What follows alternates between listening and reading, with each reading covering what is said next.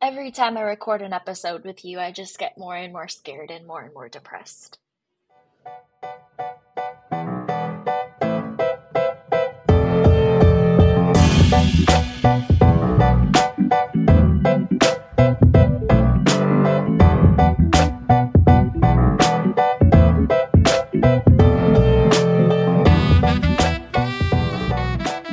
Welcome back to Why Won't No One Date These Guys. I'm Joel Guy. And I'm Naomi Guy. Naomi, we haven't recorded together for like a month and a half. We've been hunkered down in our respective bunkers, doing our best to not interact with the world, including our siblings. So it's really nice to see you. You look great. It's nice to see you. You look very delightful. It's not like I've seen you in the past couple of weeks and talked to you, but like it's fine. For the point of this podcast, I haven't seen Joel in a month and a half. Yeah, but like we've talked on the phone, but like seeing my sister in person is completely different. Also, I can't tell if it's the lighting in her room or her camera or the fact you might have had a couple of drinks after finishing her semester, but your face is so rosy, it matches your shirt. I don't know if you've noticed this.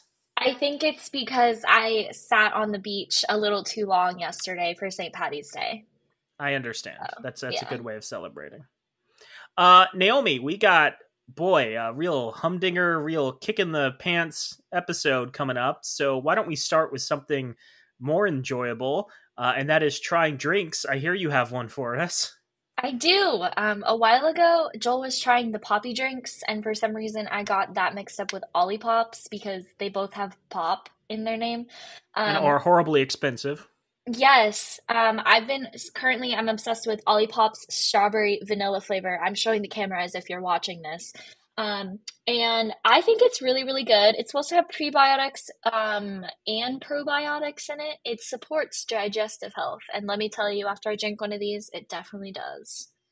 Not in the gross way. It just like, it feels like you're not drinking. I like it. I like it. It tastes good. It fills my tummy with joy. Not many things do that these days, so yeah. That's great. I also brought a drink. I have Frosty root beer, not Frosties. Frosty root beer. I think there's a snowman on the front. Yeah. It's probably going to be root beer, which could be a bad or good thing. We'll see. No, very bad. It's almost like Barks. It's incredibly sweet. It's artificial. I've recognized that root beer is flavored typically with sugar, so I'm not going to pretend that is much healthier. But yeah, not a fan. I don't like it. Yummy. You know what else I don't like, Naomi? Can I guess? Go ahead. Genocide. Oh, that's a good guess. It's Thank like you. we've discussed our episode in advance. Yeah, I don't have a really good way of getting into this, but this episode we're going to be talking about genocide. Huzzah! It's a difficult topic, not because it's difficult to look at morality of situations, but because there's like not a huge amount to say that hasn't already been articulated in much more poignant forms by people smarter than myself and with more skin in the game, so to speak. I don't know, like what your thoughts are, but I have been just absolutely horrified by the images and videos that have been coming out of Palestine since October. The atrocities that have been committed, the famine and devastation of an entire group of peoples, and I wanted to talk about how that is relevant to our podcast and the future of women's rights in America. And that seems like a complete non sequitur, but actually there's some pretty clear connections between what's going on over there in the Middle East and our acceptance of genocide and what happens to Americans at the end of the day. And so if anyone is listening and has not already established those connections, or is maybe not committed to the cause of Palestinian independence and an end to the current atrocities, we'd love to convince you otherwise. I think that you are completely correct in saying that you are horrified by that, but I am just as equally horrified at the fact that the news is not properly covering these issues. And the fact that so many things are happening, such awful things are happening, and all of it is being censored. And I hate to sound like one of those Republicans. The news, they censor everything. But in this case, I think that Joel and I have both discussed the fact that the only way that we've been getting good news is off of social media recently, because that's the only thing that, well, it's still censored, but that's the only way that we're seeing these pictures. That's the only way that we're seeing like what's actually going on in Palestine right now. Yeah, I've seen most of the content on Twitter. I know a lot of it is reposts from TikTok, which I do not currently have, but I recognize as being used as a very helpful tool for gathering video and distributing it to a large group of people around the world. I know I've seen a little bit, some of it censored on Instagram too. Maybe there's stuff going on Facebook. I couldn't say for certain. But yeah, it's deeply frustrating. I've seen some analyses talking about how news organizations have been covering this conflict. And there's something really horrifying that they're doing, which is whenever Palestinians die, their deaths are referred to in a passive sense, or passive tense. So, like, the Palestinians were found dead, or the Palestinians were killed, never assigning an actor. And in majority of the cases, it is the Israeli military doing the murders, the senseless destruction. On the other hand, when Israelis die, it is always in the active tense, always, Hamas terrorists murder, Israeli citizen. And then you look it up and it's like, well, this guy was a member of the IDF, so he was an armed combatant in a military zone. But yeah, like the ways that newspapers that pretend to be objective and to provide, the truth have been presenting a very skewed version of the facts. And I think a lot of people are deeply frustrated by this whole situation because they can see video and photos of the devastation and the horrors coming out on a daily basis. And that's just being acted as though like it doesn't exist. And like I've read about genocides before. I've read about the Rwandan genocide. I've read about the, genocide that happened in Europe under the Nazis. And it's unfortunate that those things happened and that people stood on the sidelines around the world and allowed them to happen. But I think up until the modern era, you could make the argument that it was very difficult to obtain objective information about the atrocities going on in other parts of the world, right? Like there were no satellites in 1945. The idea that you could, find hard-hitting proof of concentration camps is, kind of unfathomable. I know there were rumors about them for a while, but, it was much more difficult for people in America to first pick up a newspaper and read about this happening, covering, the minor proportion of newspapers that were likely discussing that, and then even to see hard-hitting evidence that would prove it. And in the modern era, we now have the ability for the people on the ground experiencing the genocide to broadcast their plight, to broadcast the horrors that they're experiencing to people around the world. There's no intermediary. And because of that, it makes the fact that politicians in the United States have been standing on the sidelines, refusing to accept that an entire race of people, an entire group of people is being wiped out, and to, continue to send money over to the Israeli government in order to finance all of this. And unfortunately, like I shouldn't have to add this qualifier, but like I think it's important. When we refer to the Israeli government, we are not referring to Israeli citizens. We are not painting the entire country in broad strokes. We are also explicitly not talking about Jews. And unfortunately, if you spend time on social media, you'll see a lot of right-wing activists who have latched onto anti-Israeli sentiment and have used that to draw people into Nazi rhetoric about how all Jewish people are deceitful and all Jewish people are, prone to violence and we need to wipe them out and all of that. And I think there's a lot of people who are smart enough to not fall for those tactics. And unfortunately, there are some who are deeply frustrated by inaction and are going to fall into conspiratorial thinking. And it's unfortunate because there are hundreds of thousands of Jewish people around the world who have marched and continue to protest against the ceaseless slaughter of the Palestinians because they are not committed to Zionism. They are not committed to the cause of Israel. They are committed to peace. They are committed to not murdering children. They are committed to the idea that all human beings deserve respect. And that's incredibly admirable. And I have seen, just the most profound sentiments being expressed by Jewish people about, their opinions on this slaughter and, the things that they want to change in the world. It's unfortunate that they don't have greater power. But again, the issue here is with the actions the Israeli military and the Israeli government are taking, not Jewish people. And again, I just want to add that qualifier. I don't know if anyone's listening is, making those assumptions, but the problem is being perpetuated by the military, as problems often are, and they're the ones who need to be rebuked. They're the ones who need to be defunded, the arms taken away, potentially war crime tribunals, etc., etc., etc. Anything to add on to that? I wouldn't say potential war crimes. I would say they definitely need to have war crime Well, charges the against them, International but Criminal Court, as of the time of this recording, has not delivered a judgment. I think the evidence is very, very stacked on one side. And, unfortunately, I just can't say that a high court representing an international coalition of scholars and judges has, made a determination. But yeah, I agree with you. It's not looking good.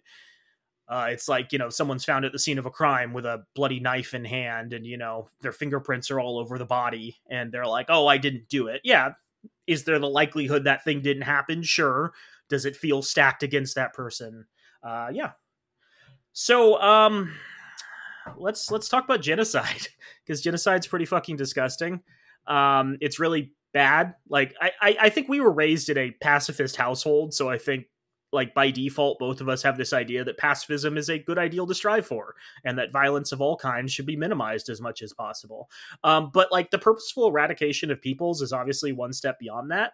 When you begin targeting a group of people, such as Palestinians, to eliminate them from the face of the earth, you've kind of crossed a moral event horizon, and it's really, really, really fucking hard to claim that you're acting in defense or retaliation or deterrence. You really just think that some group of people doesn't deserve an existence anymore, and you've committed yourselves to wiping them out.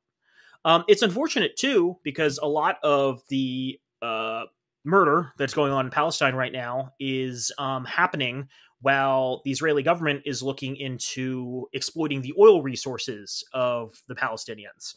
They're looking to develop natural gas deposits off of the coast of Palestine. They're looking to build new developments, Israeli homes in the places in Gaza that have been completely leveled.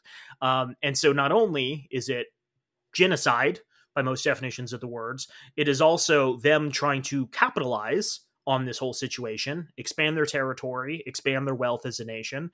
And so, once again, capitalism and genocide have gone hand in hand because, unfortunately, a lot of corporations in Nazi Germany made bank off of murdering an entire group of people. Unfortunately, I don't think capitalism is going to save us from genocide because capitalism is focused on profits really above people. And if you can conveniently get rid of a group of people to maximize profits, I think, unfortunately, a lot of corporations are going to take that option. they've actually started to sell off the land that they've been leveling, and they have started by hosting auctions in the US. And so they are open to basically anyone who can get a seat. And you are able to buy property in Gaza that has already been leveled. Yes. And to be clear, like, we're not ignorant of this. I've been aware of, what's going on in Israel and Palestine for quite a while, not to the degree that, unfortunately, I've been made aware in the last couple of months, but definitely I would say above average. Israel has been stealing land from Palestine for years. Settlers have been literally, taking Palestinian farms, walking into Palestinian homes, taking them over. There's both Israeli police and Israeli military who enforce quite brutally very bigoted laws towards Palestinian people in the West Bank.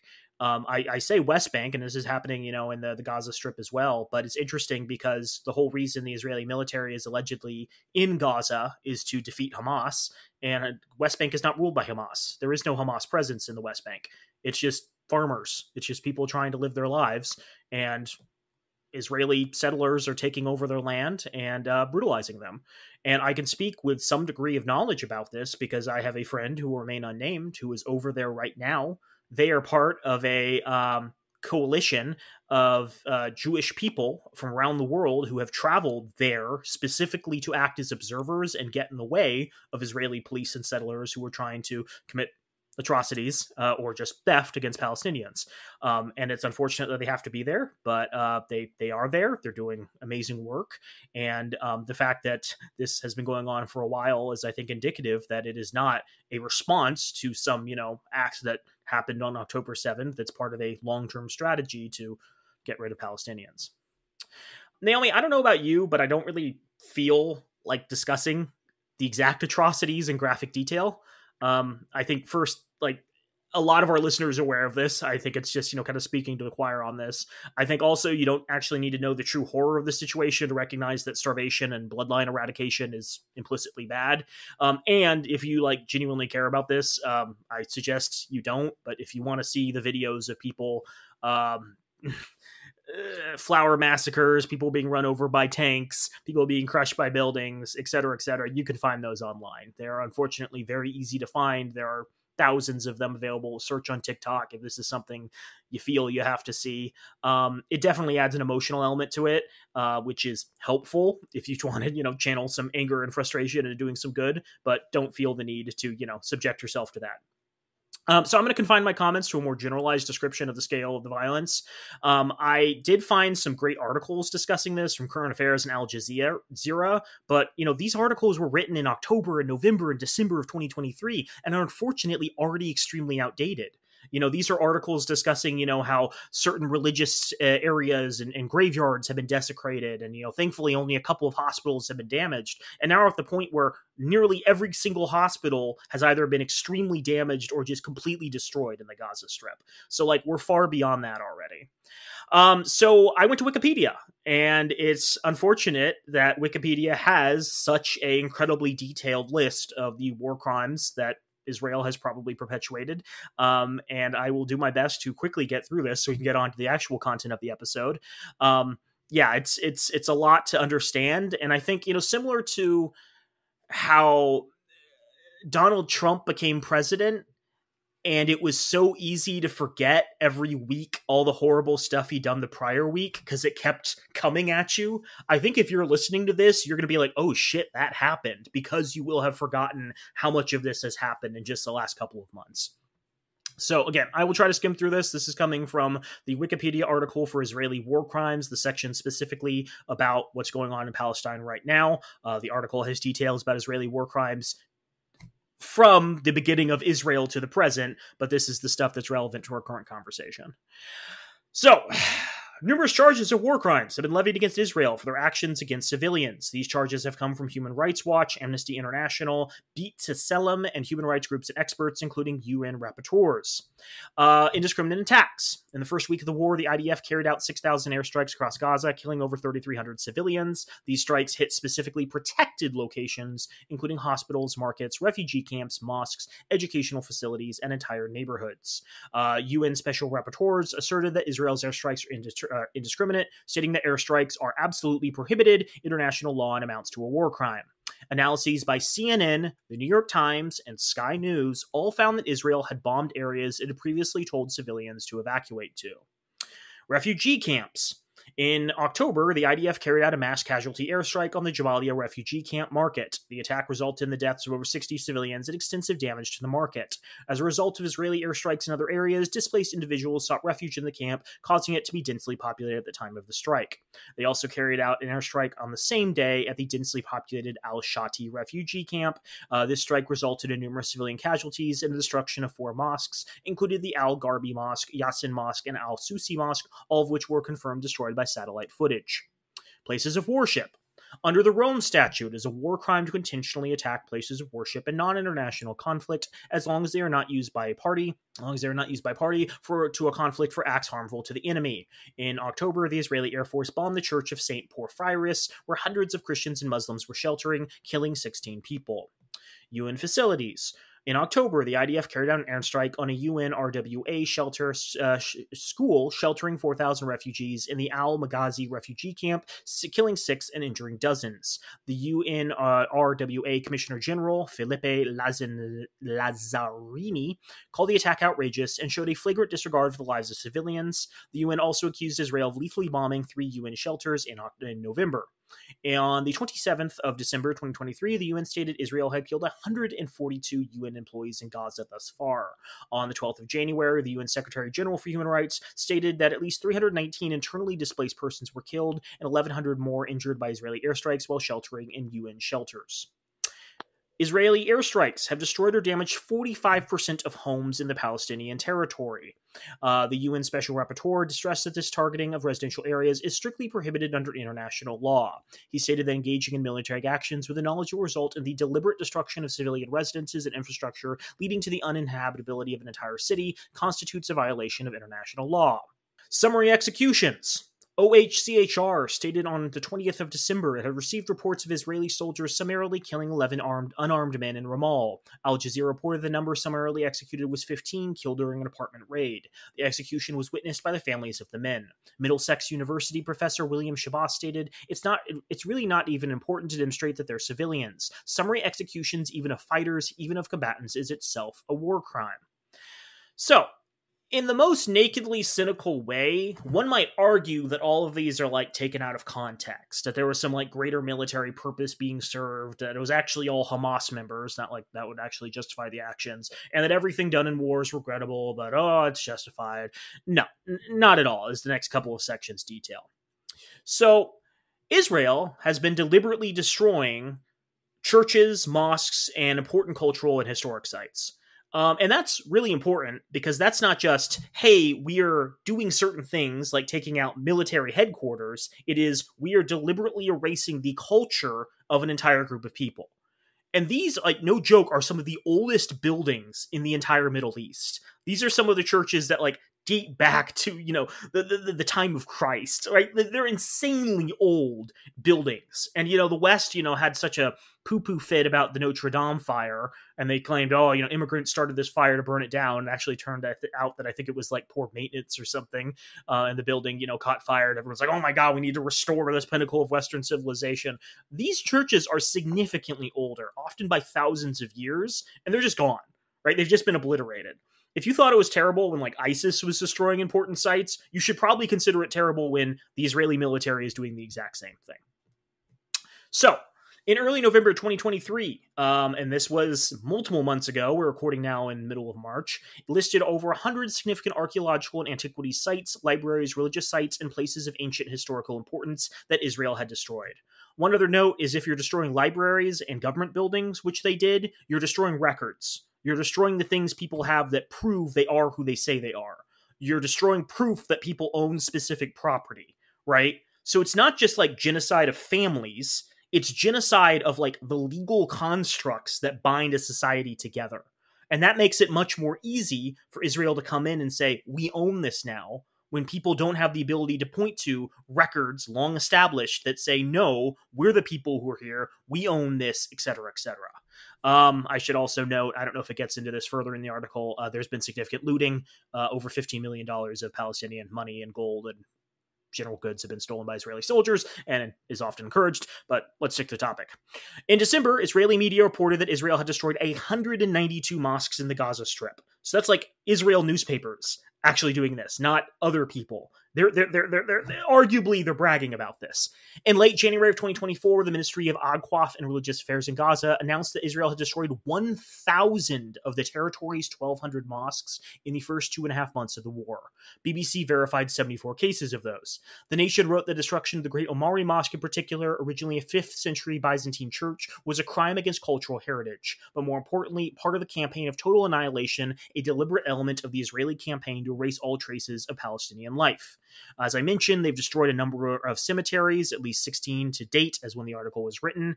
They've established military positions on them or created dirt roads across them. The intentional destruction of religious sites without military necessity is a possible war crime. Collective punishment. Several actions taken by the Israeli army, including its blockade on electricity, food, fuel, and water, were characterized as collective punishment, a war crime prohibited by treaty in both international and non-international armed conflicts, more specifically Common Article 3 of the Geneva Conventions and Additional Protocol 2. Israel's president, Isaac Herzog, accused residents of Gaza of collective responsibility of the war. Doctors Without Borders International President Christos Christou said millions of civilians in Gaza face collective punishment due to their blockade on fuel and medicine. So they are essentially using starvation as a method of war, which is a violation of international law. Basically, like, imagine if someone from the United States went over to China and, like, shot China's prime minister. China would not have the right to come in and murder every single American, right? it is very clear that if a small percentage, like a fraction of your population, does something reprehensible to another population, you don't get to completely obliterate the other population under any established rules of warfare. Right? Like, even the people who are like the most bloodthirsty can't be like, oh yeah, all of those millions of people in Palestine need to be murdered for that. I mean, a lot of people know this, but they've cut off all food supplies. They've destroyed factories, bakeries, food stores, water stations, and tanks throughout the entire enclave. Israel also targeted the agricultural areas east of Gaza. Yeah, a lot of Hamas people hiding in those fields. Flower stores and fishermen's boats, as well as relief organization centers, including those belonging to UNRWA. As a result, over 90% of the children in Gaza suffer from varying health issues, including malnutrition, anemia, and weakened immunity. Israel snipers are reportedly targeting people waiting for humanitarian aid. As part of Israel's blockade on Gaza, all access to water was shut off. Article 51 of the Berlin Rules on Water Resources bars combatants from moving water or water infrastructure to cause death or force its movement. The EU's chief diplomat, Josep Borrell, called their cutting off of water, electricity, and food as not in accordance with international law. They are also destroying unoccupied buildings in Gaza as of January 31st. According to Human Rights Watch, unlawful and wanton excessive destruction of property that is not militarily justified is also a war crime. This list just keeps going. There's violations of medical neutrality, killing doctors, entering hospitals, killing doctors, killing people sheltering at hospitals. They're destroying protected status buildings such as schools, hospitals, or places of worship. They're doing forced evacuation of 1.1 million people from North Gaza. That is like not something that can be done without like mass loss of death. And the fact that Egypt, has reasons for not letting them through the border, some of which are very justified, in the same way that, China doesn't want a flood of North Korean refugees coming through their border. Egypt is like, hey, we don't have the resources to support all these people coming through. But yeah, now you have a bunch of people huddling in like a very tight and closed area on the south end of the Gaza Strip and are also being bombed to date. Well, it just keeps going and going. There's killing of surrendered people. There's footage that shows that people are surrendering, waving white flags, and the IDF is just shooting them. This actually caused a big stink in Israel when the IDF killed 3 of their own hostages. So like Israel said, oh, we need to get all the hostages back. Yeah, the hostages were attempting to come to the IDF waving a white flag and were shot. This was reported in Israel media. And boy, there are some very interesting responses from Israeli media about this, where they're like, it's gonna happen. Sometimes you just, shoot people who are surrendering. Part of the whole deal. Abuse and humiliation of detainees. This is something we'll get into detail on, but they've been, trying to force, Muslim people to profess their love for Judaism. They've been branding people. They've been stripping people. They've been sexually assaulting people. Whole shebang. Sexual violence. Palestinian women and girls in detention have been subjected to multiple forms of sexual assault, such as being stripped naked and searched by male Israeli officers. At least 2 of them were reportedly raped. Obviously, the U.S. Department of State says, hey, civilians and detainees must be treated humanely and in accordance with international humanitarian law. But Physicians for Human Rights Israel also described the sexual humiliation to detainees, including sexual insults and urination on prisoners. There's an article I found from Liberation News that went into a little more detail on this, and this is specifically about gender equality and the women's rights crisis that's been created.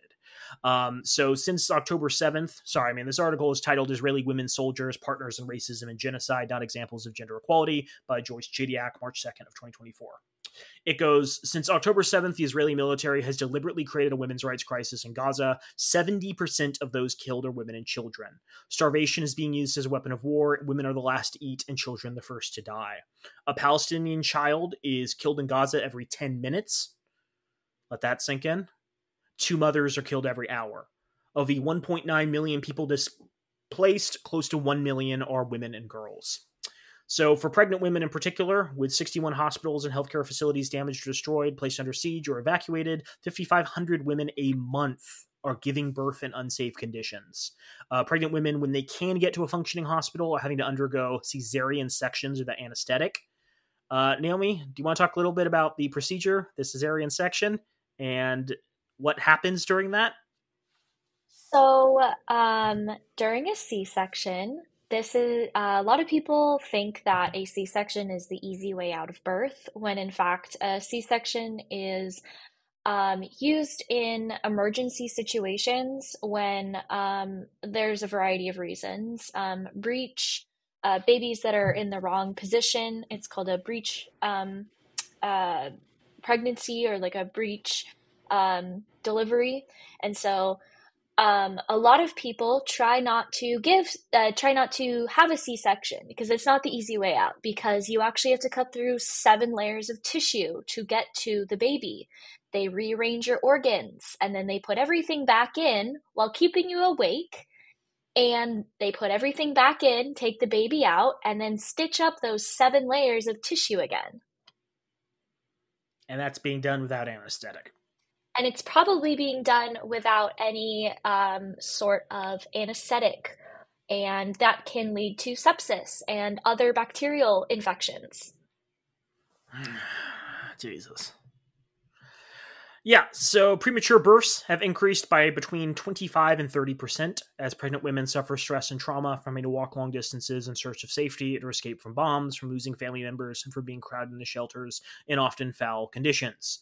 At least 15% of the births in Gaza have complications requiring care. Not getting this care, women who would otherwise survive are dying before or during childbirth. Particularly in northern Gaza, cases of placenta abruption, a serious condition that occurs to pregnant women during childbirth, which is potentially life-threatening to both mother and baby, have more than doubled. The Minister of Health for the State of Palestine, Dr. May al-Khali, has said that the only option facing Palestinian women in Gaza who bleed out after giving birth is to undergo a hysterectomy in order for their lives to be saved.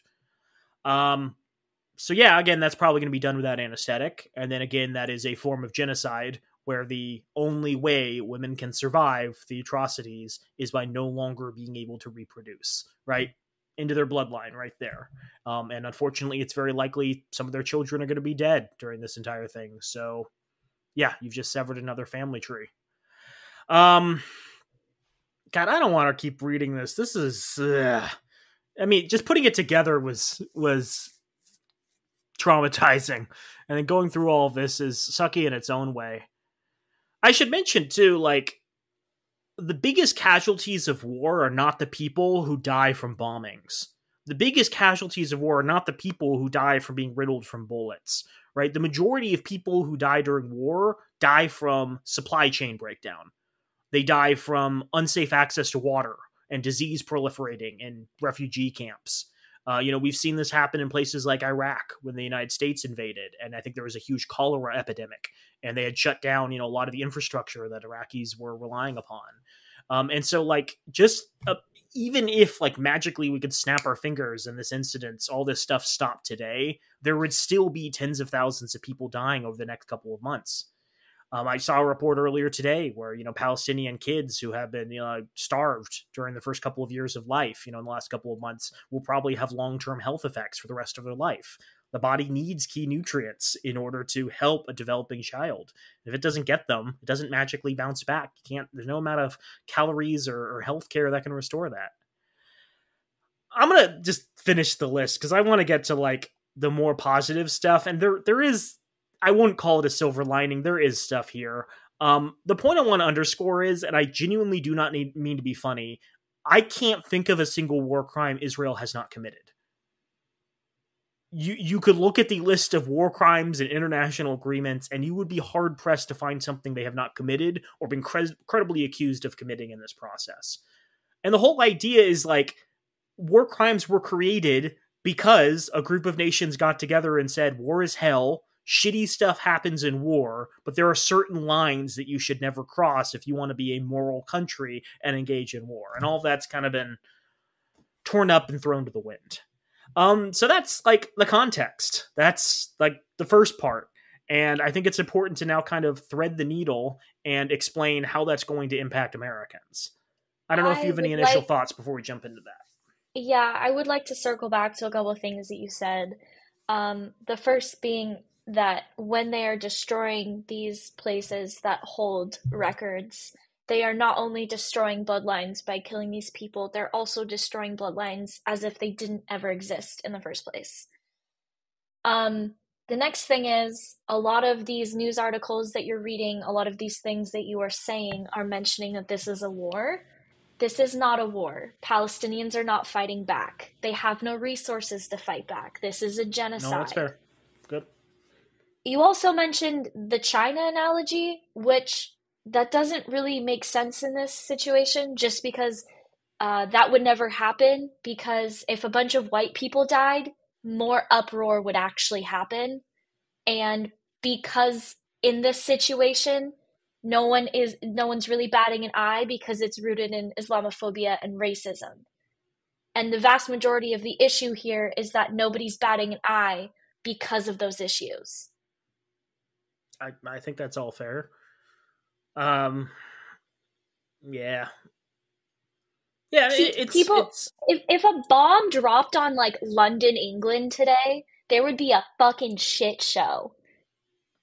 And there is nothing being done in our country right now. Naomi. It is March 18th, 2024, as we record. Is the bomb dropping in England the death of King Charles? Is that what you're alluding to? You're stop, okay? I get it. He's dying. Just for our listeners, no news has broken as of when we are recording. It is, what time is it? It is 7:18 p.m. MST Mountain Standard Time, March 18th, 2024. If he's dead, I'm calling it. I'm putting this on our social medias. Joel, let's move into the second part of this episode. Let's do it. Um okay, so boy howdy. The question shouldn't be why should I care?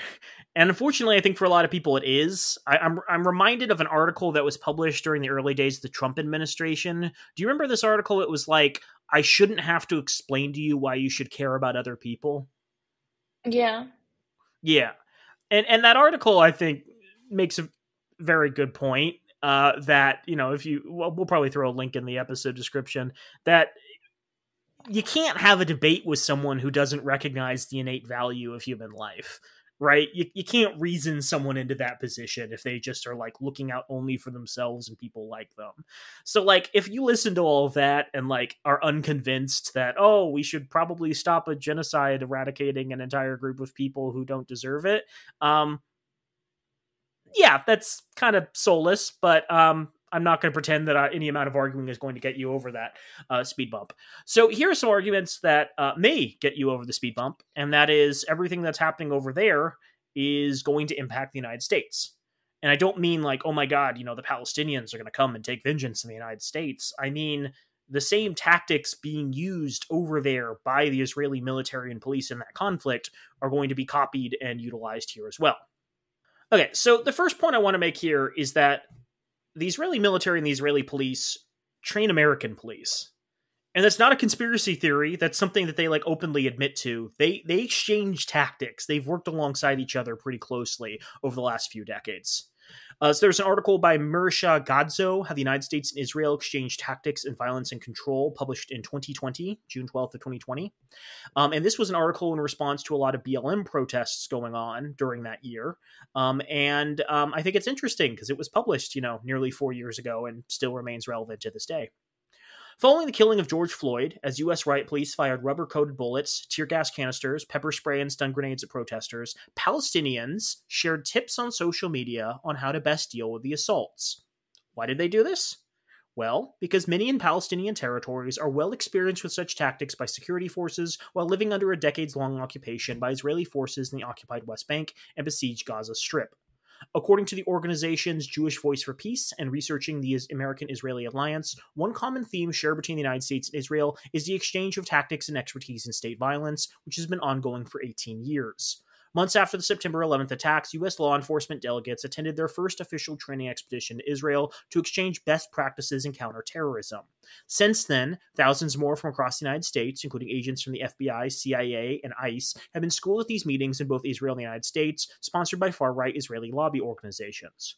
But instead of promoting effective security for communities, the program facilitates an exchange of tactics used in police violence and control, including mass surveillance, racial profiling, and the suppression of protests and dissent, according to both the JVP and Raha's 2018 report titled Deadly Exchange. Among the topics covered during these exchanges, delegates learned how to suppress and infiltrate demonstrations and how to coordinate with the media over coverage. The training also involved sales of crowd control weapons exchanged between the two governments, including US-made tear gas canisters that were heavily used in protests in Oakland, California, and Ferguson, Missouri in 2014, as well as Israeli surveillance technologies. The ACLU is among those who have criticized police, including departments in Oakland, Baltimore, Ferguson, and Boston, for contracting tech companies to use surveillance software to profile residents based off of their religion, race, and political affiliation, the report said. That software is software created by Israeli companies and utilized against the Palestinian people in the Gaza Strip. So that's the first connection. And the reason that's important, Naomi, is because I've seen a lot of police out at anti-abortion protests. I've seen a lot of police. I'm sorry. Allegedly at these protests. Oh, no, protests. I've seen film footage. I've seen TV cameras, displaying all of this. I've seen people marching in the street and being beaten by police with batons. I believe the police department recently settled a lawsuit for tens of millions of dollars for brutalizing people marching in support of women's rights a couple of years ago. Or that could have been BLM protests. They might still be working on the feminism stuff. But, there has been an ongoing movement in this country to suppress women and men and non-binary people who are fighting for women's rights recently, and that is spearheaded by police, whose job is not to defend the safety and rights of the public. It is often to maintain order, quote unquote, unquote. It is to maintain decorum, to maintain control over situations, to not inconvenience residents in specific areas. So, the first thing you should be asking yourself is, if the American police is willing to do this to American citizens, and they're trained by the Israeli police, who are very, very good at dehumanizing entire groups of people, what makes you think those same tactics won't be trained and taught and utilized by the police in America? Now, law enforcement, of course, is a heavily male occupation. Not saying there aren't women in the police in the United States, but majority are men. And I would say the majority of law enforcement leans pretty to the right. So it seems very likely to me that their opinions are that women should not be marching in the street. Prove me wrong. If someone wants to present some research saying otherwise. But yes, they are less interested with defending the rights of women to protest in the streets and more interested in subjecting women and forcing them to cede control over their lives to people in Washington and state legislatures. Any thoughts on that? Every time I record an episode with you, I just get more and more scared and more depressed. This podcast is every time Naomi goes to therapy, this podcast undoes 2 hours. Every 1 hour of therapy Naomi does, this podcast undoes. She ends up in a worse state. We're getting to something potentially more positive. We'll see. So do we have anything more concrete than that? Well, yes, Knock LA is a group that has criticized LAPD, and they did an article titled LAPD is using Israeli surveillance software that can track your phone and social media. So not just facial recognition stuff, also social media. And that's why it's really important that social media data is not gathered and utilized by actors who have ill will for things like tracking people who've received abortions. It's really important that social media data remain anonymous and not something that companies can buy in bulk or the government can buy in bulk, as was recently revealed. So this article goes, LAPD is using Israeli surveillance software that can track your phone and social media as of November 2023. Their newest surveillance partner, Cobweb's technology, gathers data from your phone and social media activity and turns it into intelligence. The Israeli company's surveillance software, which outsources much of their surveillance work to AI and machine learning, gives police warrantless access to your personal information. What is Cobweb Technologies? I'm glad you asked, Naomi. Cobweb's Technologies was founded in 2015 by former IDF special operatives Omri Timiarkin, Shea Atias, and former Mossad official Udi Levy. The company is part of a controversial billion-dollar surveillance industry in Israel, where the technology is often tested on Palestinians before being implemented elsewhere in the world. During a 2014 trip to Israel, LAPD's top brass saw firsthand how they use drones, social media surveillance technology, and automatic license plate readers. Within 5 years of their trip, they had adopted all three. This year, Cobwebs was acquired by private equity firm Spire Capital. Oh, that's capitalism, interacting with the police state. That's interesting. Which owns the surveillance companies Geotime and Pinlink. The company currently has several contracts with local and federal agencies, including the Texas Department of Public Safety, which uses it to track migrants, the IRS, and the Department of Homeland Security. LAPD purchased a nearly $200,000 per year subscription to the technology in 2022 with the help of a $600,000 Department of Homeland Security grant that focuses on terrorism prevention in urban areas. Part of the purchase was a suite of over 50 digital tools, including surveillance and investigative software built by the other companies. It's not news that LAPD monitors your social media and surveils your online activity. It's also not news that your phone and computer are doing the same, sending you targeted ads based on links you click in the apps you use. Cobwebs can combine all of this data and turn it into intelligence for police with the help of two platforms, Tingles and Weblock. Tingles is their marquee platform. It uses AI and machine learning to automate its surveillance capabilities. The software's AI is continually searching, scraping, and extracting information from the public's online activity. This includes monitoring geotags of geographic locations, social media posts, and online communities, including those on the dark web. It allows police to create extremely detailed dossiers on people either targeted by police or found by cobwebs while scraping personal and online data. Per the company's promotion material, the information it provides to police includes locations, context, internal relations, group structures, and hierarchies, as well as the influence of the target social communities. It can also profile a person by using its deep image analysis to make connections the company claims are invisible to the naked eye. It scans photos and videos to find connections in people's faces and intentions in text and labels, labeling anything it deems suspicious. It does not elaborate on what connections the software makes or how it can assert intentions from an image. So there we have an Israeli firm run by former Mossad officials and IDF officials, which has created technology that American law enforcement is using to monitor people doing activism. And Naomi, I don't know about you, but I've seen a lot of neo-Nazis marching freely recently. It doesn't seem like it's being used against them. No, I definitely agree. I would say that the vast majority of neo-Nazis that I've seen recently, though, have been covering their faces. I don't know if that's also true, that the ones that you've been seeing, but all the ones that I've been seeing have been covering their faces like cowards. I think Patriot Front does that. I don't know about other neo-Nazi groups. I've seen a couple of like conservative protests where there's like These Confederate might not flags be and like Nazi flags waving, and those these people don't have masks on. these might not be like neo-Nazis, they might just be straight Nazis because they don't have like the typical shaved head and stuff. They just carry the Nazi sign.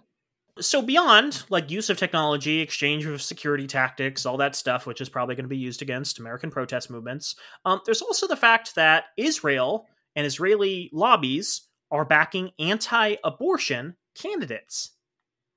Now that's really, really fascinating because we talk about foreign election interference, and here there are a number of lobbying groups coming in and backing candidates who are not incredibly supportive of abortion rights. So that is Israel having a direct impact on women's rights in the United States, even without drawing the connection of like the police state and overreach there. So this is an article from Slate, March 1st of 2024 by Alexander Salmon. This election cycle, the group that has waded into races, Emily's List, has waded into races in ways that threaten to help Republicans and hurt Democrats. If you hear just one thing about the 2024 election coming from Democrats this year, it'll likely be some version of abortion is on the ballot. This was the primary refrain during the 2022 midterms as well, and with good reason. As Republicans have pursued radical and unpopular abortion bans, mangling women's health care and reproductive rights, even going so far as to ban IVF, Democrats have pushed pro-choice policies and ballot initiatives, which have proven time and again to deliver huge election night overperformances over the past 2 years. One might think, then, that one of the country's largest pro-choice political organizations, Emily's List, will be in lockstep with the Democratic Party in its campaign to win back control of the House and maintain the Senate in service of restoring Roe. But so far, that hasn't been happening. In the early days of the 2024 cycle, Emily's List has waded into races in ways that threaten to help Republicans rather than Democrats. It has teamed up with a Republican-funded organization and backed candidates with conservative voting histories or who risk tipping races for conservatives. So, Emily's List is taking money from UDP and then using that money to back pro-Israel candidates who don't have political experience and arguably have worse pro-choice policies than the people who Emily's List should be aligning themselves with. It's a very interesting situation. Keep in mind, UDP is a group that prominently backs Republicans. So if they're giving money to Emily's List, they're backing candidates either that they think are weak, so that the Republican person in this race can beat the Democratic challenger, or candidates who are far enough right on the issue of Israel and not far enough to the left on the issue of abortion that they're fine with them winning the election. Good stuff. Not at all terrifying. And again, this comes down to like some election interference from outside governments is okay. Some election is not okay in the eyes of the political press. So, Naomi, let's talk about some more positive things before you go crazy. Does that sound good? I wanna talk about Billy Bob Thornton and why he's in this outline. You want to talk about Billy Bob Thornton? Yes, I do. Okay, I was going to skip over that, but we can talk about Billy No, Bob Thornton. just give me like a brief overview of why Billy Bob Thornton is in this outline. I need to set the stage for this. Oh Okay. gosh. So in this episode, we've talked about all the shit going on in Israel, which is like horrifying in of itself. And when I say going on in Israel, I mean going on in Israel and Palestine, you know, the entity that should be a sovereign nation, and the majority of nations on earth recognize as a sovereign nation, but the United States and Israel as opposed to allowing to become a sovereign nation. So yeah, a lot of shit going on over there. It is head-spinningly bad. It is emotionally devastating seeing all this coming out. And it's even worse knowing that the United States is probably next. That a lot of these policies, a lot of this technology being used over there is going to be used against American citizens. So the question, Naomi, is how do you stay sane? How do you like deal with like a world that appears to be getting actively worse, that people in positions of power aren't doing much to address? You know, we have a bunch of old people in Congress, and I do mean old. I want to be derogative there. People who were born before the invention of color television, who are pretending as though like Israel can do no wrong and we need to protect them at all costs, even as they eradicate an entire group of people. We have Biden completely throwing away his chances, his very slim chances in the upcoming election against Donald Trump by not doing the thing that the majority of voters in the United States, 83%, I think, of Democratic voter support, which is a permanent ceasefire. It's mind-boggling. And my partial answer to that question, and I promise there's more to it than this, is a moral lesson that I think I took away from the first season of Fargo with Billy Bob Thornton. Stick with me for a second. I know I've been doing so much fucking talking in this episode. So I've asked myself this question too at points, like, how do you deal with a world that you feel is getting progressively worse? Like, if you don't have a lot of control over policy in the United States, if you don't have a lot of control over policy even within your own state or your own city, how do you as an individual, I'm not just saying myself, how does any individual who's our age and disaffected and frustrated even approach, even, you know, attempt to understand what their role is and find like meaning and purpose? And in the first season of Fargo, I think to a limited extent, the same question is explored. So in season 1, there's this primary antagonist played by Billy Bob Thornton who comes into this small town and starts causing trouble. And the whole TV series of Fargo is based loosely off of the Coen brothers movie. It's set in the same universe. And every season is like its own independent anthology of crime stories. And in this one, Billy Bob Thornton is this guy who like may or may not be the devil, who just shows up in this small town and starts causing trouble. So he escapes a crime scene and runs into a roadblock staffed by a single well-meaning but incompetent police officer. And Billy Bob is, of course, incredibly charming and charismatic, but also like a sociopath in this role. And rather than cooperating with this police officer, he makes it clear by threatening this officer and his daughter in this like incredibly intense scene, saying that like he will go to whatever lengths are possible to extract revenge on this officer if this officer doesn't let him go. And just like through this intense conversation with Billy Bob Thornton, the officer wimps out and let him go, and then quickly regrets it when he finds out that he probably just let a murderer go free from a crime scene. So he's now in an ethical quandary where he like either has to admit that he like completely screwed up on his job and he let his guy go for like reasons that most people who weren't in this conversation will find unconvincing, or keep quiet about the only suspect in a particularly gruesome case. And so he's faced with this moral dilemma of like what to do. He's not in a good situation. So eventually he confesses his mistake to his captain, and they manage to hunt down Billy Bob Thornton for questioning, but at this point he's constructed an elaborate alibi and cover story that makes the officer look like he's just grasping at straws and trying to cover up his incompetence. Billy Bob Thornton goes free, Mr. Officer goes home, and he's considerably frustrated and or scared for his future. That evening, there's this scene where he's talking to his neighbor in an apartment building, gets invited in for coffee. The neighbor has like a vaguely spiritual air about him, and so the officer confesses that he's facing a bit of an ethical quandary and doesn't know what to do. He explains how he knows that there's someone out there who's evil and guilty of reprehensible crimes, but he can't actually prove it. The neighbor urges him to find the proof, to allow him to prove the situation. And the officer's like, I can't. That's not really an option. And he's not really certain of what he can do. So the neighbor pauses and delivers this long-winded story about a rich man who opened his newspaper one day only to discover to his horror that the world is full of suffering. So the rich man sees this and goes, oh, that's not a big deal. I have money. I can help. So he gives all of his money, all of his millions of dollars away to help end the suffering of the world. But then he opens the paper again, a couple of weeks later, and he realizes that giving all of his money away didn't actually solve his problem, that there's still misery out there in the world. So he goes to his doctor, and he asks to donate his spare kidney. The doctor does the operation, and he recovers, but he realizes upon recovery that turns out donating his kidney also didn't save the world from suffering. There's still misery out there. So he returns to his doctor and says that he wants to give it all now. And his doctor goes, well, what do you mean? What do you mean you want to give it all? And the man says, I want to give up everything. He says he wants to give up all of his organs. He wants to give up his eyes and his skin. He wants to give away every part of his being in order to help all the sick and people who need blood transfusions and organ donations around the world. He wants to use his body to end the suffering of everyone everywhere. And the doctor kind of looks at him and scoffs and says, giving up a kidney is one thing, but to give it all, that's insane. That's suicide. And so the doctor sends him away. So the man finds himself contemplating his options. He knows he cannot live in a world with so much suffering and sees that there's only one way that he thinks he can make a difference. He signs up as an organ donor, and then he kills himself. He takes his own life, he slits his wrists in the bathtub, and leaves his body and all of his organs to help people around the world and end the suffering. And then this neighbor telling the story just ends it. He's like, yep, that's the end. And the officer's just sitting there, and he's like, what? What the fuck? How does that help? And this is kind of a running gag in Coen films, where there's several, including there's a scene in A Serious Man where a college professor is having similar problems and goes to a rabbi, and the rabbi gives him a similarly long tale that ends in a unsatisfying way. And he's like, okay, so what happened?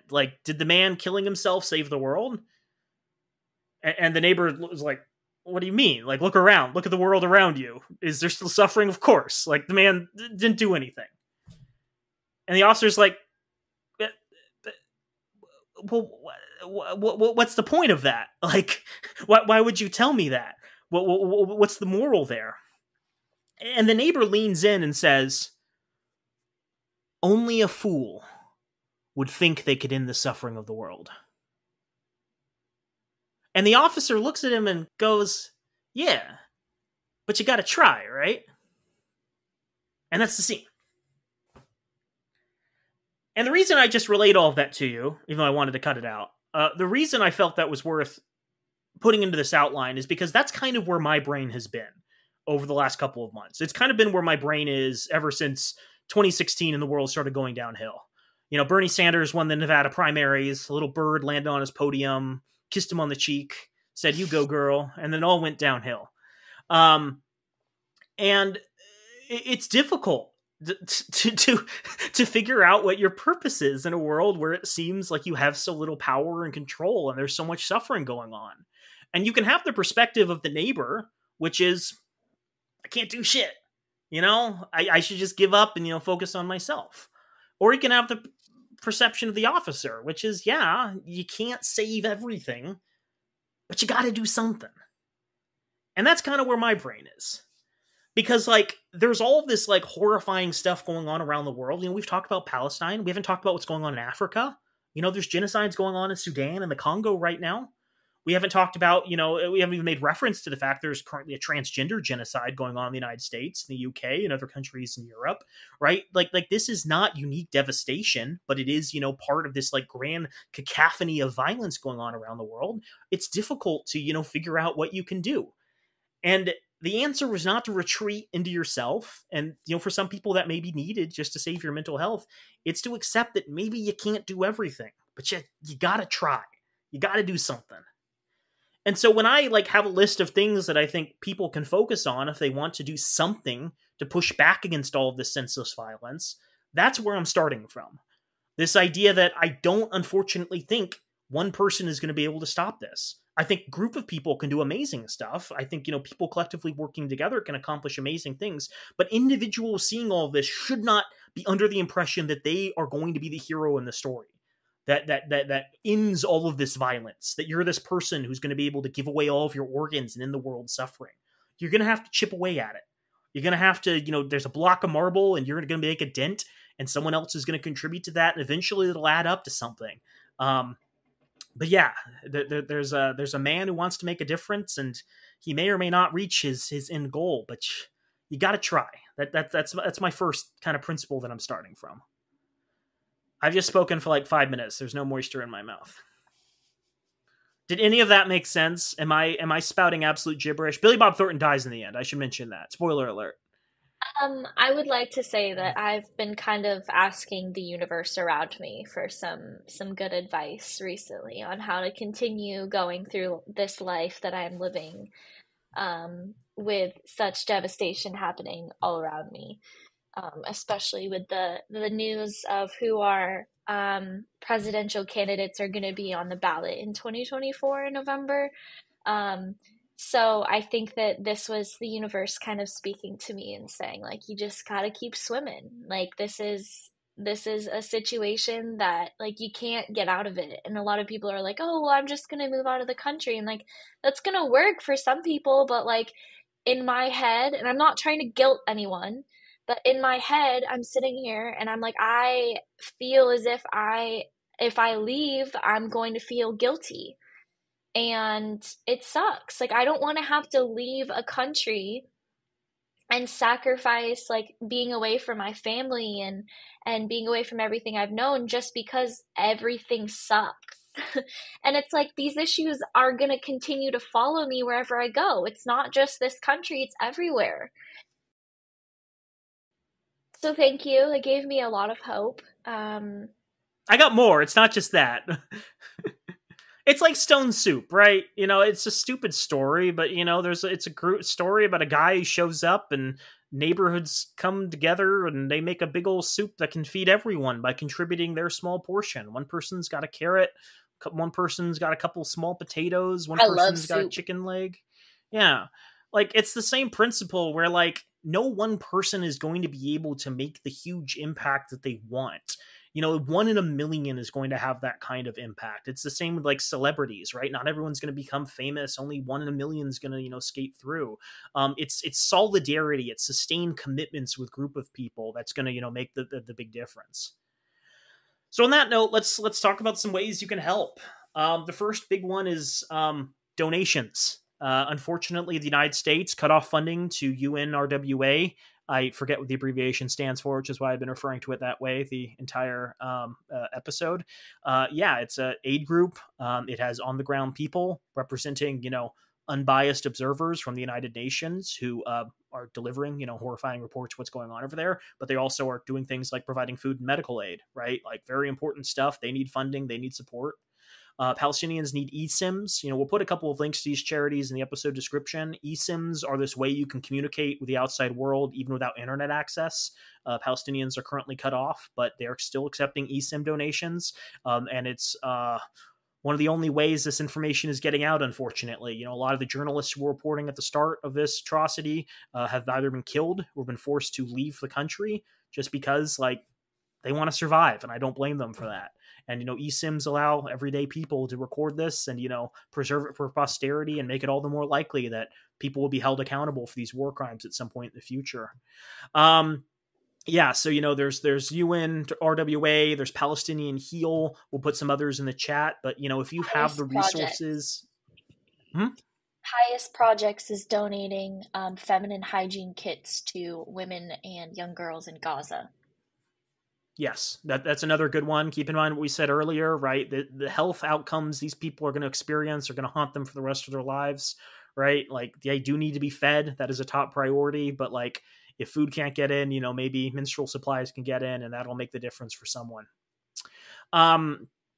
Second thing, and this is not at the top of the list by any means, but you can yell at your representatives. It is very easy to yell at your representatives. It takes an average of 5 to 15 minutes, depending on your representative and how many rings they have. before someone picks up. Oh, yeah. I mean, look, don't yell at the like people answering the phones at your representative's office. They're more likely than not younger and more aligned with your position. I follow a account on Instagram. It's like White House staffers or something. It's a bunch of people from Congress who work in Congress, work with the House, Senate, people who work in the White House, and they're as deeply frustrated with this. Leave a pointed remark, but again, don't scream at the people who are picking up the phone. They're just relaying the message. Typically, they're just checking down on a list. This person called. They said they were in support of Palestine and a ceasefire, and they relay that to, their bosses. But you can also fill out forms online. Every congressperson, every senator has an online form you can fill out. It takes 30 seconds to write up, I am strongly opposed and will not vote for you in this upcoming election if you don't, support a permanent ceasefire. There are already acts you can sign on to. I mentioned this, and unfortunately, this was a little more relevant when I first read this article a few weeks ago, but there are still primaries going on around the nation, and in a lot of them, you can vote uncommitted as a Democrat. That was not the case in Arizona, but you could vote for any of the other people in the Democratic primary, including Marianne Williamson, who I think had already dropped out by the time the ballots were printed. She's back on. She is back on the ballot. She was in Scottsdale this weekend. I have no idea why, but I got a message. It was like... She dropped out, and then she was like, JK, bitches, I'm back. I mean, keep in mind you have independents running too. I am not putting my hat in the ring for RFK Jr. Please, hand to God. But there are people like Cornel West who probably do not have a good chance of winning, but deserve donations to get their message out. The nice thing about being a third-party candidate who probably won't win is you can be the most honest. You can stay true to your moral principles. You can be the person shouting at Biden and Trump and calling them both out for being failures. Voting uncommitted has a very important purpose. Voting uncommitted can mean that a uncommitted person wins delegates at the Democratic National Convention. Now, Biden already has the delegates he needs in order to become president through the Democratic Party nomination process, but there's going to be a lot of people who then get to show up to the convention and propose alternative candidates or get to just shout at Biden delegates at the DNC. And keep in mind, the Sanders campaign got to send a lot of delegates in 2016 to the convention, and they got to shape a lot of the party platform because they were delegates there who refused to vote for Clinton unless they got policy compromises, right? Like, that is power. Don't squander it. It's a very good opportunity to put your finger on the scale. Find some people. There's a lot of groups in a lot of areas doing really important work building solidarity like we talked about. There are groups that are focused on police violence. There's a lot of really, really good ones in Los Angeles who are, fighting back against the LAPD and their gang of people. They're gangs of people, I guess. There are a lot of sheriff gangs. There are groups in Phoenix that are focused on, mutual aid projects, stocking free pantries, making sure the homeless are fed and sheltered. There are a number of organizations out there that are trying to do good with the resources that they have. And unfortunately, we're in America, which has this hyper individualist culture that's been beaten into people for the last 50 years. And it's going to take sustained efforts of solidarity in order to convince people that there is a better way than, continuing to show up every day and support this horrible political hellscape that, allows atrocities like this to happen around the world. Sustained solidarity, doing things like participating in little free markets, helping people who, need tools in your area. There's a lot of sites where you can do tool shares, borrow someone's electric drill for an hour rather than borrowing one. Those are ways to build groups who can then vote as blocks, who can use their voting power to get certain representatives either in their state or city, or even, senators and representatives representing them in Arizona and other states, right? It's an opportunity to form connections with your neighbors, understand, debate, talk with them, and then through mutual understanding of issues, represent these concerns at a higher level. I'm not going to pretend they're a perfect organization, but Democratic Socialists of America is right now one of the only effective third party groups that represents a way of achieving political power in a kind of structured format, the two-party system that we have.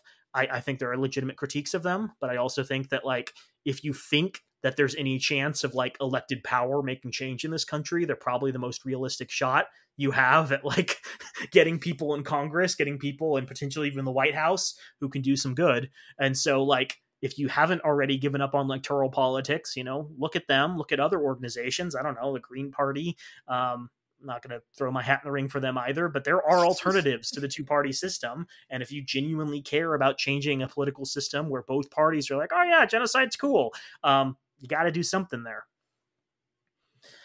What else?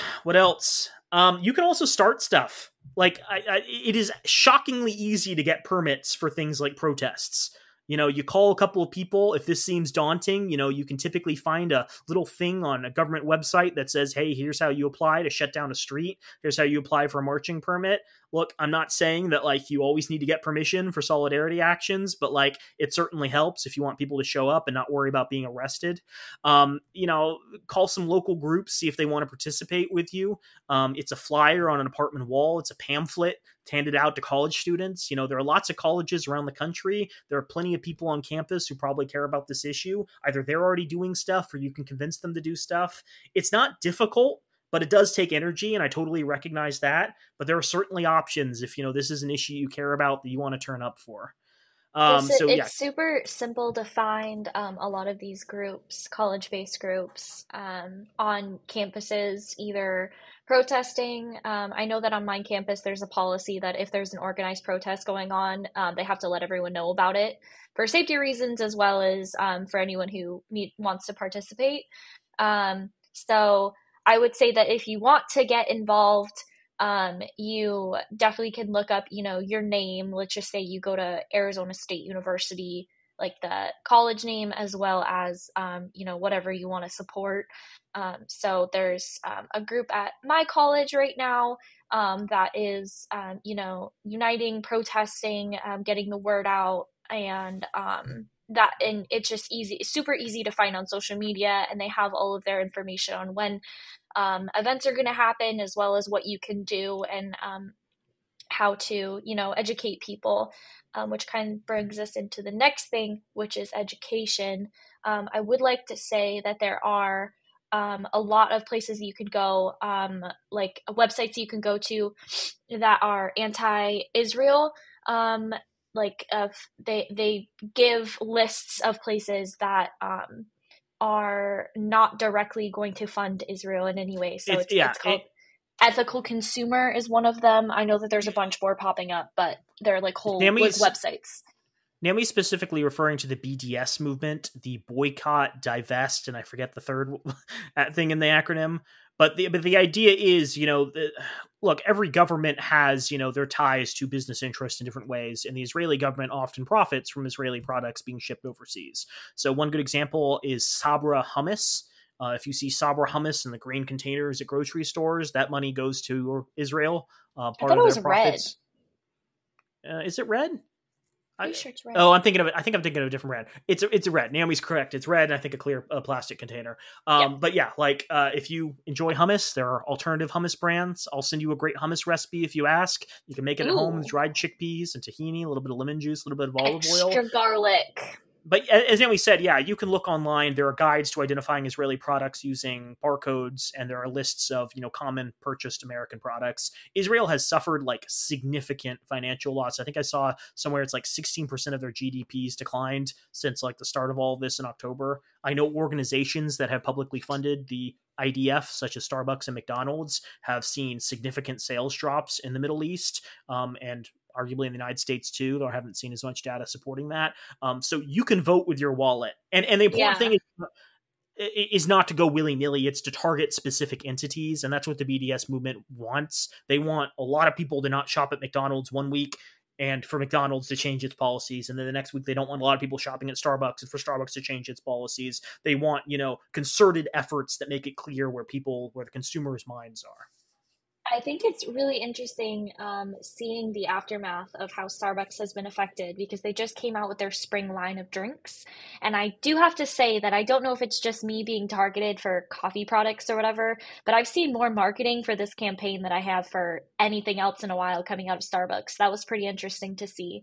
I do have to say that like Joel mentioned, there's been a lot of loss of funds that are coming out of these boycotts. So they do mean something. And a lot of people are coming up with creative ways to even inconvenience these larger companies, because you think that you just as an individual boycotting is not going to do very much. Go in, ask for your pup cup, get that for free. Go in, ask for their water. It's resources that they're using that will inconvenience them on small levels that also make a difference. And please, I want to reiterate this, just as the person who takes your phone call is not the senator, the person working at Starbucks is not the person you should be mad at, right? Yes, You can do these actions, but don't treat the employees like shit. They're because participating they're in the just, capitalistic hellscape that we yes. exist within, right? Often they don't have a choice. They want to make rent. They want to pay for college, whatever, every month. Starbucks is a pretty well-paying job and it comes with certain benefits. Some people are going to have to work there. Sorry, not everyone can be a perfect angelic entity, again, in a capitalistic hellscape. So, treat them with respect, but also, make it clear, if they're asking for a name, be like Emily for Palestine or something. It's not the biggest inconvenience in the world. Don't be like, suck shit, scum, or anything else you normally say to service workers. If you're a person who mistreats service workers, don't listen to our podcast. Get off our Patreon. We don't want your money. Go suck shit yourself. Damn, Joel. But for Yeah. real, yeah. This is really summoning primal rage from me. This whole topic is really opened me up. Remember when we started this podcast, we're like, we want to avoid politics. We don't want to alienate our fan base. La, la. And then we're like, oh yeah, we have a platform and could, call out people who do shitty things. There's something here that I think isn't going to make direct sense to people, but I genuinely think one of the best ways we can fight back against atrocities committed within the United States and abroad is by unionizing. And there's been this big push for unionization in the last couple of years. There's been amazing growth across all sectors. Starbucks is a really good example. They started from zero a couple of years ago. Now they have a couple hundred stores that are unionized and finally have gotten Starbucks lawyers to agree to bargain. Unionization is power. Unionization is the workers having control over their material interests. Unionization is people having enough food so that they can actually live in certain areas and support their families. Unionization is also what allows people to build towards a general strike. And a general strike has been danced around for the last couple of years. And the problem is everyone's poor, right? Most people who care about a general strike, most people who care about disrupting American processes and bringing politicians to the table to talk about the policies we need, such as free college tuition, expanded child tax credits, any number of issues such as, replacing lead pipes in Flint, Michigan. Any one of those issues cannot be talked about if people don't have the money to stop working for a significant period of time. If people don't have the ability to disrupt capital, if people don't have the ability to put their feet up and not go to work because they're so concerned about making rent that month. And so when you unionize, you're not only building up a group of people whose interests align with your own, you're also giving yourself potentially greater benefits and strike funds that can be relied upon in times of need. Hollywood just had a huge writer's strike a couple of months back, and they had strike funds. They had money their members could dip into for things like rent assistance, so they would not have to lose their homes. Unfortunately, some people did lose their homes. That is a reality. Some people had to move out of Los Angeles. Strikes can harm people. But at the end of the day, they can also significantly improve the material conditions of the people who participate and see them through. And often there are a lot of people. I think Drew Carey is a good example. You never hear about Drew Carey anymore, but Drew Carey is an incredibly wealthy person in Hollywood who was like, hey, if you're striking, go eat at these two restaurants on the Hollywood Strip and I'll pay for your meals. And every week he'd go in and cover people's meals. And that was a way writers got to eat and not have to worry about material concerns while they were pressuring studios. And so when you unionize in your workplace, and I don't care if it's McDonald's or Starbucks or the public sector or the private sector, when you work with your fellow employees to demand better conditions and have someone representing you, you are building up economic power that allows you to disrupt politics. Keep in mind, if two employees come to their boss, just two employees come to their boss and talk about better working conditions, that is protected activity under the NLRB, the National Labor Relations Board. That means that if you are fired, you can sue them because they've discriminated against you for protected unionization activity. It only takes two people. It only takes one other person to work with you. And if your bosses retaliate, you have legal action you can take against them. Keep that in mind. But the other thing with the general strike is, because we've had all this amazing economic surge and activity going on in the last couple of months, is there is a major union that is supporting this idea right now. There was a Guardian article on January 22nd talking about Sean Fain, the United Auto Workers president, who's won amazing benefits in the last year in their negotiations with management. But he said at a UAW National Political Conference in Washington, D.C., that union members have to come together and pay for our sins of the past. He said in 1980, when Reagan at the time fired PATCO workers, I believe those were air traffic control workers who were trying to strike for better conditions. Reagan fired all of them and set a precedent that public sector employees could be fired for protected activity. He says, we should have fought together. We should have fought against that. We didn't, and now we have to make up for lost time. But he says, look, if we care about improving our country, if we care about improving our economy, if we care about disrupting the system, we need to build towards a general strike in 2028, right?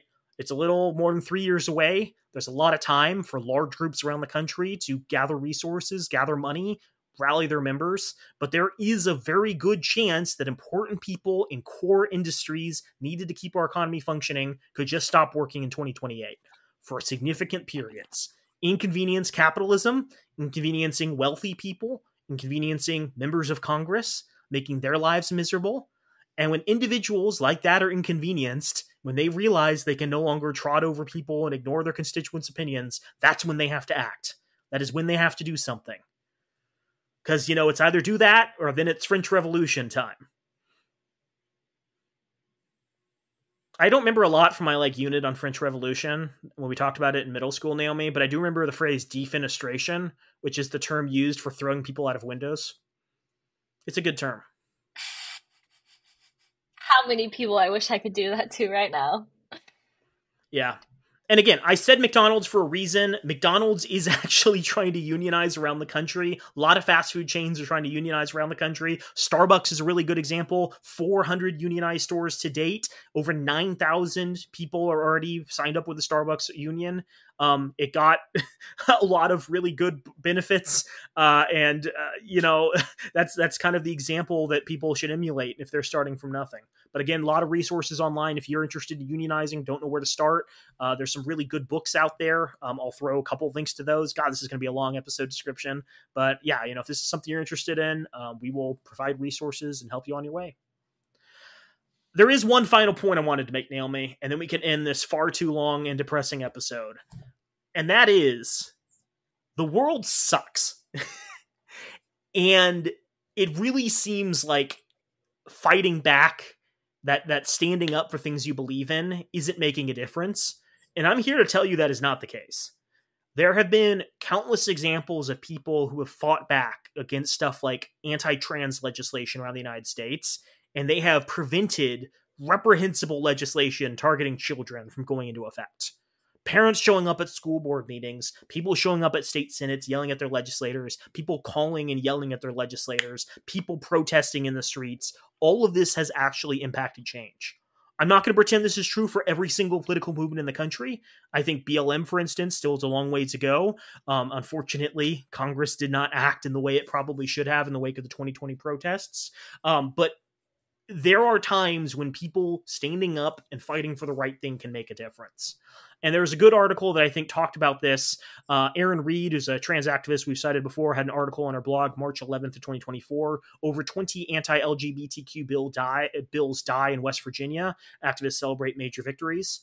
We've talked about how trans legislation has been popping up all over the country at rates historically unseen. But literally dozens of bills died in the last couple of weeks because there wasn't enough support from even Republicans in these state legislatures. Often these are groups where the majority are Republicans and they could probably pass this legislation and have the Republican approve it. But because people continue to show up, because people continue to protest, they're realizing it's a losing issue. I was looking for, and I don't think I could find that Politico article that discussed this. But yeah, there was a Politico piece talking about how a lot of Republicans who were incredibly reactionary on the issue of abortion have suddenly backed off on it. People like Carrie Lake, who, had quotes talking about how they were opposed to all of these things that pro-abortion people were willing to offer people are suddenly like, actually, I'm a big supporter of women's rights to choose. And I think it's really important that we leave this issue up to individuals because they recognize that it's a losing issue and they're losing ground. Again, not saying this is true for everyone, not saying this is true everywhere, not saying this is true for every issue, but when people show up to the polls, when people fight back against reprehensible stuff being done, it can make a difference. And even if it doesn't solve the issue entirely, there are thousands of trans people who no longer have to suffer in those states because of the action of activists. There are thousands of people, tens of thousands of people who can get abortions because Republicans have not passed draconian laws because of activists. I know it seems shitty. I'm not going to pretend it's not like a shitty world that we live in, but people can make a difference. I appreciate the hope that you brought into this episode. I know, it didn't seem like it was going that direction, huh? I'm just like, hey, here's a war crime, fucked up shit, yeah. I think it's just like really hard because I took a class this quarter and it was this health policy class, and so I had to be like in tune with what was going on in the news and like write about it and stuff. And it you hear about all these bills that are being passed across the United States and you're like, Jesus, just another one. Like I just wrote an op-ed. One of my last assignments of the quarter was talking about like how a bunch of maternity wards across the country are like there's maternity ward deserts as a result of abortion restrictions, which is causing an even larger public health issue. And I just appreciate that you brought some joy and hope into my life. Any last points, Joel? It is okay to be miserable, right? Like, you don't live in a McDonald's play place, right? You're not surrounded I want to live there. at They're all so times. germy. Ew. I don't know. Your happy place, unicorn meadows, something that brings you pleasure, living in a Hawaiian waterfall sanctuary, something. You might wake up and hate the world and not know what to do, and that's fine. Right? You're going to have these days where you turn on the news, where you flip through Twitter, flip through Instagram, and it just seems hopeless. And look, that's going to happen. No activist is going to tell you they can sustain their energy forever. A lot of activists drop out of activism just because it destroys their mental health. And I think it's unreasonable to accept that these people are going to be showing up, putting their lives on the line, putting their freedom on the line for years, fighting the good fight. So don't beat yourself up for like having a very real visceral reaction to very real visceral stuff. Don't beat yourself up because like the world sucks. Do what you can, right? Don't think that you can do nothing. You got to do something. That's the parable. You gotta try. But sometimes that thing is just helping yourself. Sometimes that thing is just protecting your mental health. Sometimes that thing is, preventing yourself from going crazy in, a world that's stacked against you. You got to do something. I threw a tweet in this outline that I thought was relevant to the conversation. And that's a tweet from @MiskeyLeaks, December 2nd of 2016. And the tweet is, I used to rebel by destroying myself, but realized it's awfully convenient to the world. For some of us, our best revolt is self-preservation. And yeah, this is shit. It's not great. It sucks. And the only way out is through. What's true is true, whether you like it or not. Find someone to hug. Find someone to, find some simple joys. Work with. Find some simple joys. If that simple joy is darts or surfing or... My AirPods case looks like a strawberry that Joel rolled his eyes at earlier. I am okay with simple joys. That doesn't mean I'm going to understand and be like, oh, that's cool for all of them. Everyone's got their little niche. For some, it's model trains. For others, it's Kwame Turo quotes. Joel, I would like to wrap up this episode by saying Happy Ramadan to everyone that participates. Palestine, we hear you, we see you, and you are not alone. I'll throw this in, at least in Arizona, I'm sure this is going on elsewhere. There are a lot of Palestinian-owned and Middle Eastern-owned businesses that are in need of support. Often they're donating funds to Palestine. They're donating a percentage of their sales to Palestine, even if they're not. Be nice to them. They're going through a lot. It's important to show up and, say, hey, we Americans support you. We treat you as human, even if our government thinks that you're not worthy of consideration. Yeah, be the change you want to see in the world. Support the people who deserve to be supported. Unfortunately, money is often one of the only ways you can make an impact in people's lives. And so if you have some extra to throw their way, do that. Well, have a good rest of your week. Find some joy, and we Find love some you very soda, much. drink some soda. I think that's our takeaway here. Spend far too much on an Aldi pop. You're worth it. Ah, so true. Okay, have a great week.